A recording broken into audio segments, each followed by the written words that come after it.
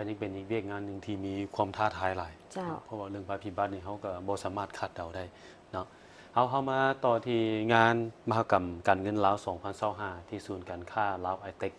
ซึ่งในงานครั้งนี้ได้จัดให้มีเวทีสนทนาเกี่ยวกับความสามารถในการแข่งขันของบริษัทประกันภัยรถภาคบังคับและแบบสมัครใจที่ติดพันกับการคุ้มครองพาหนะเวียกงานจราจรและประกันสุขภาพงานครั้งนี้จัดขึ้นวันที่19ธันวาคม2025ที่ศูนย์การค้าลาวไอเทคซึ่งกรมคุ้มครองวิสาหกิจการเงินกระทรวงการเงินได้จัดให้มีการสนทนาเกี่ยวกับความสามารถในการแข่งขันของบริษัทประกันภัยภาคบังคับและแบบสมัครใจที่มีการติดพันกับการคุ้มครองพาหนะเวียกงานจราจรและเวียกงานประกันสุขภาพโดยเวทีสนทนาดังกล่าวนี้ก็เพื่อเป็นการส่งเสริมธุรกิจประกันภัยเฉพาะประกันภัยสุขภาพเนาะเพื่อเป็นการปลุกระดมมวลชนให้มีความเข้าใจที่ถูกต้องต่อแนวทางนโยบายของรัฐและการเข้าถึงการบริการของบรรดาห้องหมอ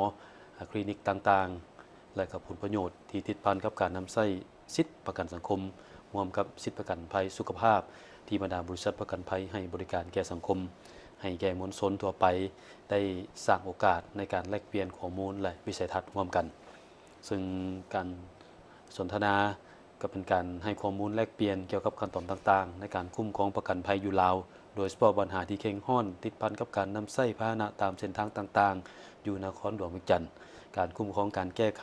ในเวลาเกิดอุบัติเหตุและความพร้อมในการรับมือก็คือการบริการด้านสุขภาพให้แก่สังคมก็คือมวลชนที่เกี่ยวข้องกับการประกันภัยจากบริษัทประกันภัยต่างๆวิธีสนทนาเกี่ยวกับความสามารถในการแข่งขันของบริษัทประกันภัยภาคบังคับและแบบสมัครใจที่ติดพันกับการคุ้มครองพาหนะเวียกงานจราจรและประกันภัยสุขภาพครั้งนี้มีผู้เข้าร่วมสนทนาจากบรรดาคณะกรรมการที่เกี่ยวข้องเช่นว่าแผนกประกันภัยกรมคุ้มครองวิสาหกิจการเงินกระทรวงการเงินแผนกสืบสวนสอบสวนกรมจราจรกระทรวงป้องกันความสงบกรมอาหารและยากรมปิ่นปัวและฟื้นฟูนาทีการกระทรวงสาธารณสุของค์การประกันภัยสุขภาพองค์การประกันสังคมรวมไปถึงสมาคมประกันภัยแห่งประเทศลาว